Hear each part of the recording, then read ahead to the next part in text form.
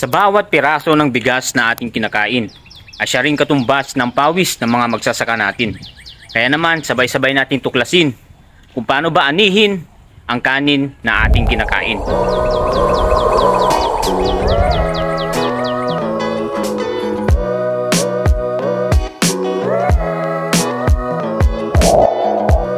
Back on July 2023, sinimulan nga namin ang pag-aayos sa aming bukid. Nagpatayo nga kami ng patubigan dahil wala ng tubig na dumadaloy sa irrigation namin. Hard work and dedication ang inalay ng papa namin para may pangtubig kami sa itatanim namin. Yes! Pa-dive ka ba? Dive! Dive! Ma-dive ka! Ma-dive ka, dive! Matrabaho nga at mabusisi ang pagsasaka. Pero ganun pa man, kailangan mo magsakripisyo para magawa ito.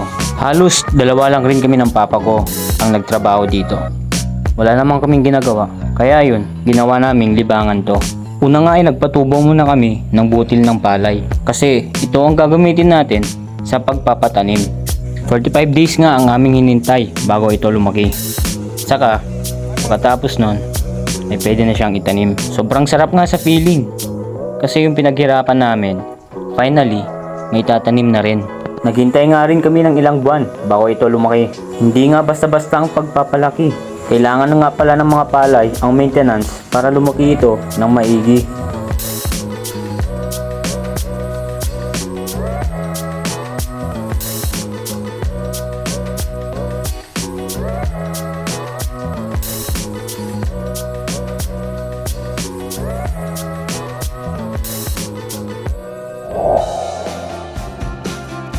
Mumurutog.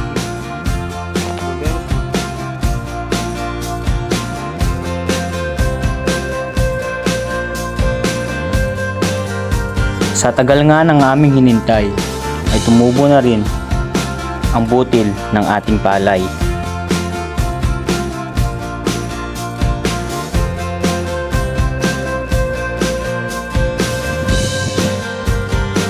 Magandang hudyat nga ito, na ibig sabihin, malapit na nating anihin.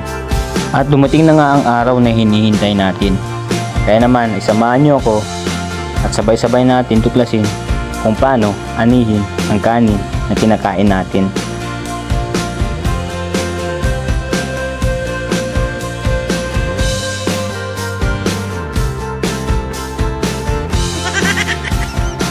Sa probinsya nga ay gumagamit sila ng teknolohiya. Ito ang ginagamit nila sa pag-ani ng kanilang palay. Ang tawag nga pala dyan ay reaper. So ito ang kadalasan na ginagamit sa probinsya. Ang kagandahan nga nito ay napapabilis nito ang trabaho. Napakalinis at makakatipid ka pa sa oras mo. Sa mga partner ko pala ang kasama natin, ating mga body, ating mga criminology. Kung hindi pa pala maging criminal na lang. Ayan, so ano yung motto natin? Trabahador sa umaga, sugante sa hapon, paggabi. pagtik sa gabi. So sila nga pala ang mga tropa.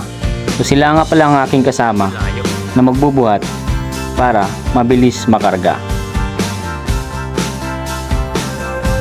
At syempre, naghatid na nga rin pala ako ng merienda para sa aming kauna-unahang reyna.